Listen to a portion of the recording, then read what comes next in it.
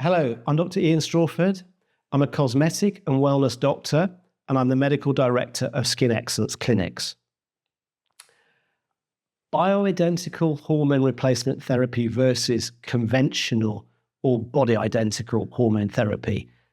What does this mean? I'm often asked this question. What is the difference? Is there any difference?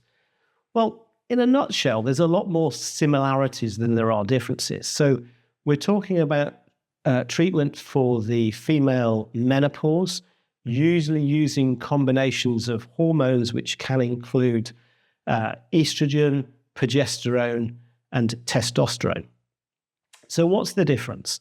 Well, in conventional circles, and I was a GP for 30 years, prescribing conventional prescription hormone replacement therapy. Now, this is hormone replacement therapy that is produced by pharmaceutical companies and licensed through pharmaceutical companies. A lot of the hormone replacement therapy that we've used over the years conventionally has been synthetic hormones or hormones derived from animal urine. So not exactly body or bioidentical, so not always very similar to the hormones that we have circulating in our body.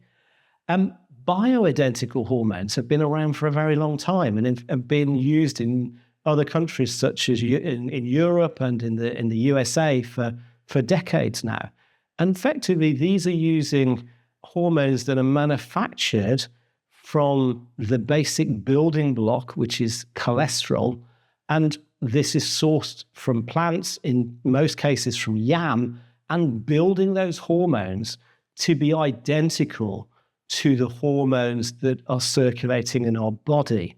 And they're produced through specialist pharmacies. So these are produced through a process called compounding, which has been a licensed procedure for decades through very specialist pharmacies.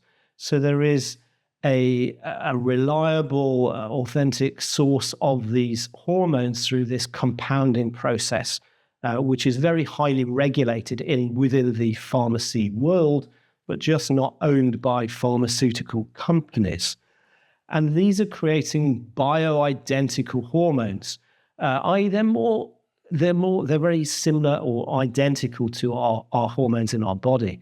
And the advantage of bioidentical hormones over prescription conventional, sometimes synthetic hormones, is that we're going to get a much more natural response to those hormones.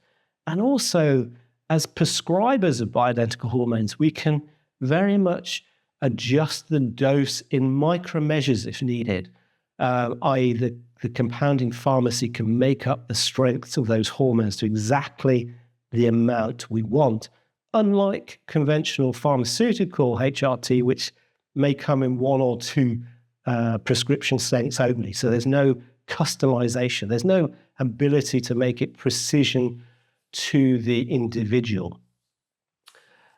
We also have the ability to use a whole wide range of hormones. And in most of the cases, when I'm prescribing bioidentical hormones, I'm prescribing testosterone, progesterone, and estrogen in most of the women alongside DHEA orally. And that's very important because all of these hormones coexist together in balance. And that's what's really important.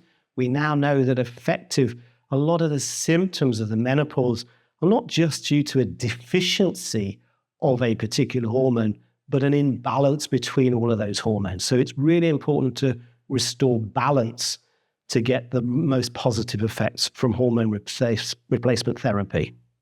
How do we treat HRT differently to the NHS GP or a conventional menopause doctor?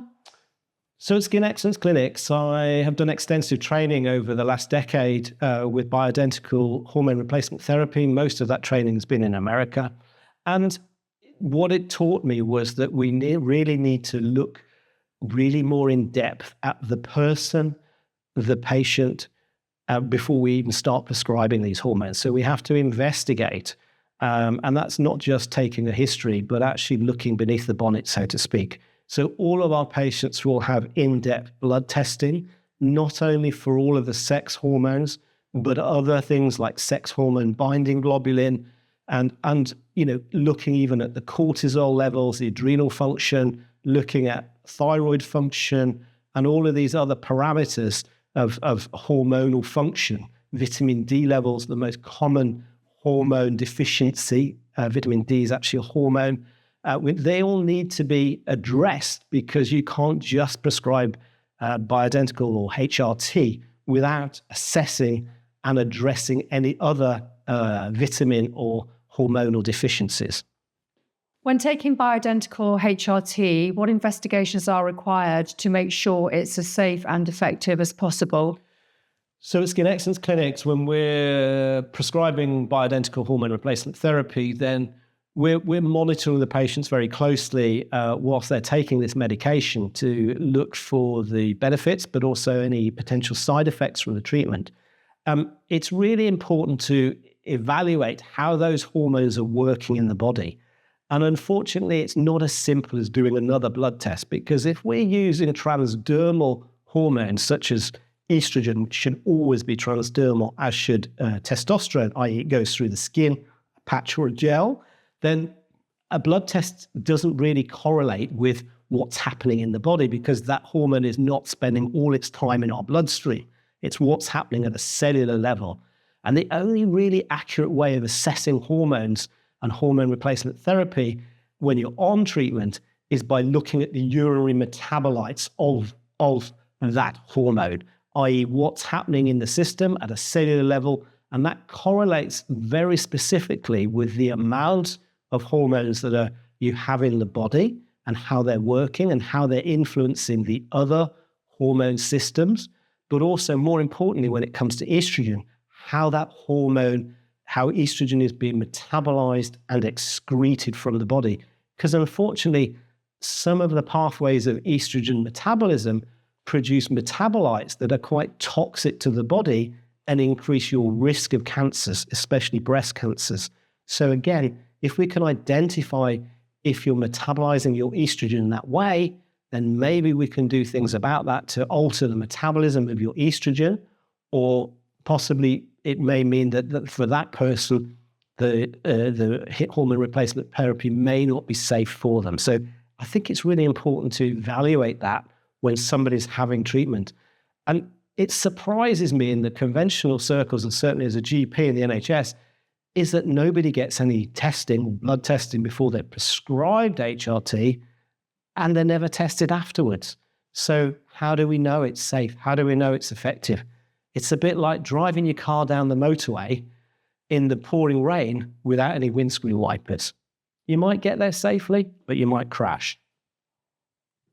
What is the future of HRT prescribing, and how can this be influenced by epigenetic testing? I think there's a lot we're learning. I think for me, the biggest learning point when we're prescribing HRT is looking at urinary metabolites and seeing how especially the estrogen and the other hormones are being metabolized and utilized by the body. But the next step is epigenetic testing, because this is going to be telling us, this is DNA testing, looking for DNA malformations known as SNPs, or single nucleotide polymorphisms. These are little coding changes on our DNA that happen through the aging process or through the effects that our cells have to live in, the toxic effects of things like inflammation and other toxins. And these SNPs, these single polymorphisms, can start to affect metabolic pathways, how we process essential nutrients that might be essential. And the classic one is methylation. So estrogen and hormones, especially estrogen, have to be, the toxic ones, the metabolites, have to be methylated, or we methylate estrogen metabolites through a safe pathway to excrete them as safe metabolites so they don't collect in the body, damaging our body, putting us at risk of cancer. So if we know we can methylate or can't methylate, then that gives us reassurance around that.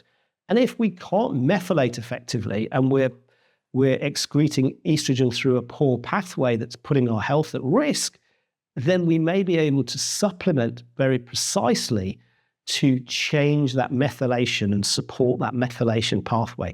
So I think epigenetics is the future of really giving us that precision medicine, that precision prescribing for an individual. And we've already started using that with good effect at Skin Excellence clinics.